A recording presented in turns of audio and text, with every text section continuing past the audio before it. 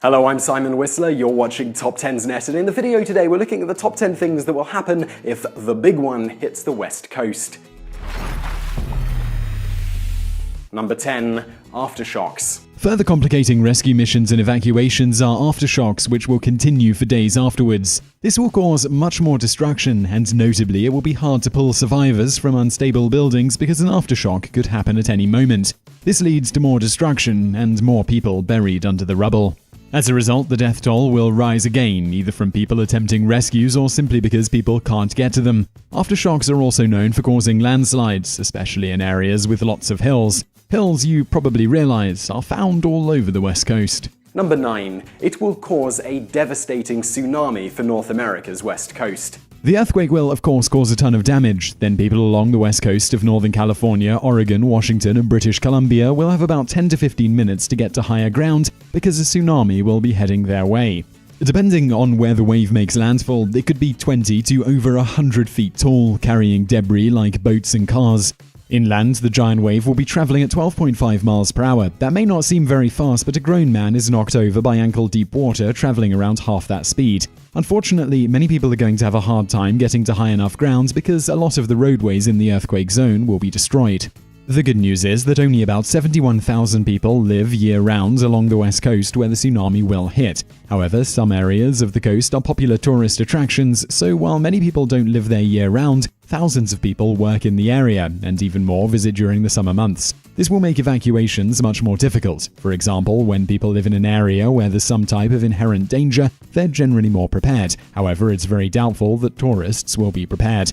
They may not even know how to drive out of town without their GPS, and this will only add to more chaos in the already nightmarish scenario. Number 8. Japan, Indonesia, the South Pacific, and Hawaii won't be safe either. Not only will the rupture cause problems in North America, but a giant tsunami will also be headed in the direction of Hawaii, Indonesia, the South Pacific, and Japan. Luckily, these places will get a warning because it will take the wave about 10 hours to travel there.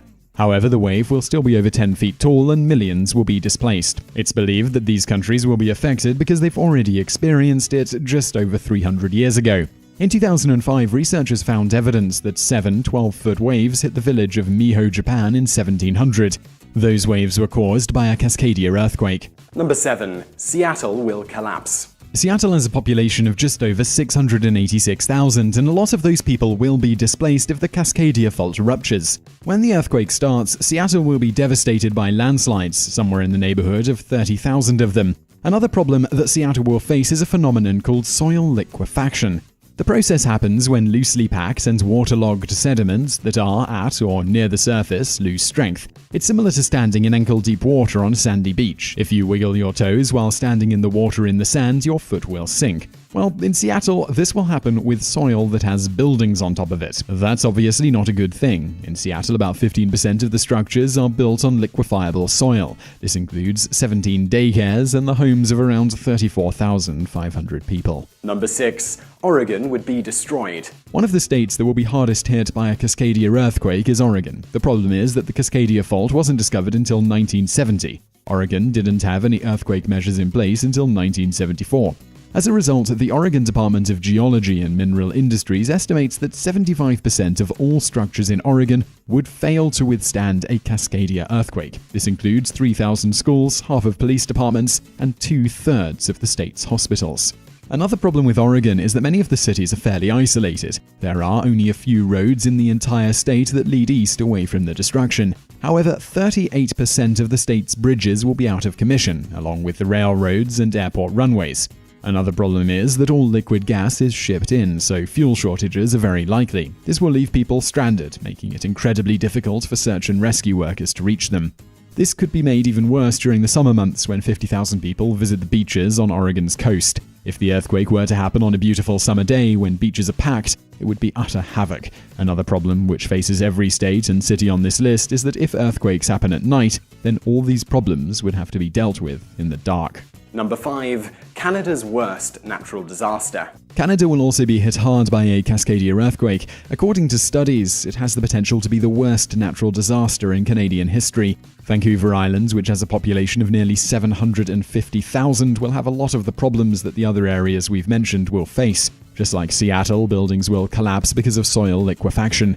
Like Oregon, the cities on the coast where the tsunami will hit are popular tourist areas. Also, one of Canada's most beautiful cities, Victoria, which is the most popular city on the island with a population of 350,000, is in the extreme zone for the earthquake.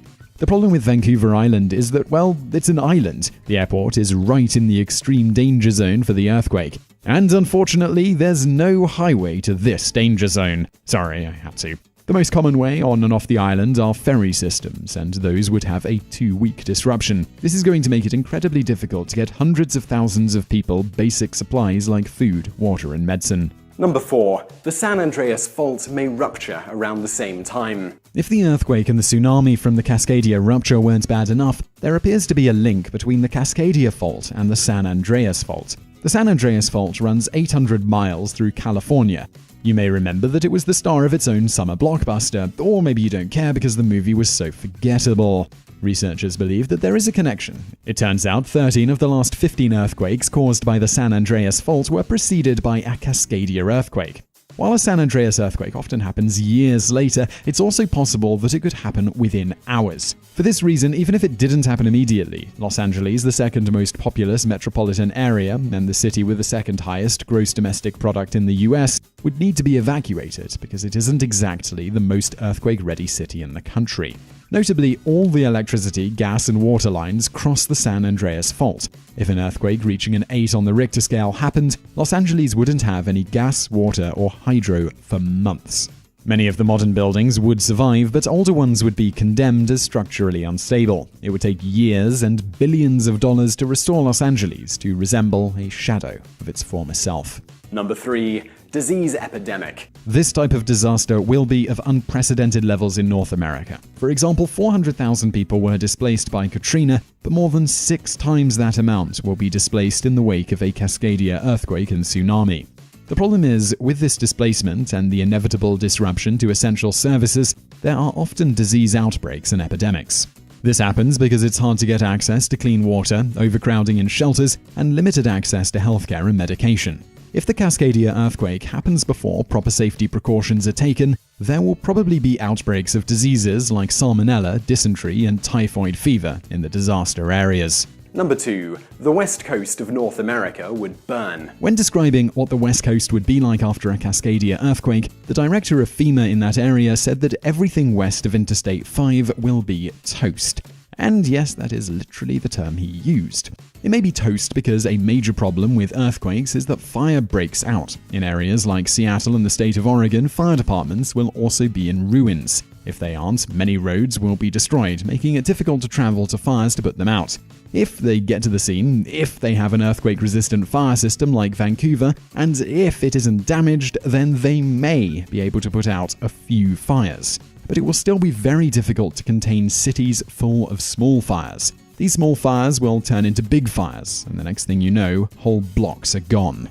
God forbid the fires spread to the forests and the brush that cover the west coast, which, by the way, are already predisposed to forest fires. Things would be even more dire if an earthquake happens while forest fires were already raging, because resources would be depleted.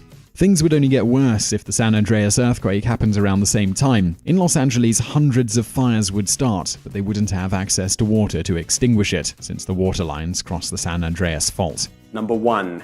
Death and destruction. As you probably gathered, a Cascadia earthquake would be absolutely devastating to the west coast of North America. FEMA's projections are rather alarming. In the United States alone, they estimate that 10,000 people will die, 30,000 will be injured, and 2.5 million will be displaced. They'll need water, food, medicine, healthcare, and shelter.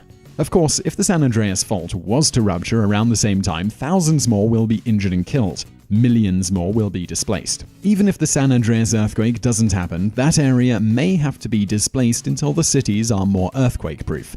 Following a Cascadia earthquake, one is likely to happen soon thereafter. Hopefully, a San Andreas earthquake doesn't happen until many years later.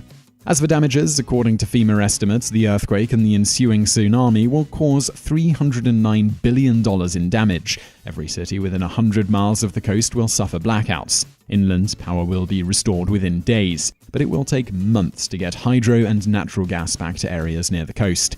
As for water systems, it's estimated that it could take at least 3 weeks for restoration. It could take 7 months or even up to a year to repair them. That's a long time to live in an area without running water, gas, or electricity, especially if you're trying to rebuild a city. So I really hope you found that video interesting. If you did, please do give us a thumbs up below and don't forget to subscribe. Also, over there on the right, a couple of other videos you might enjoy if you enjoyed this one, and thank you for watching.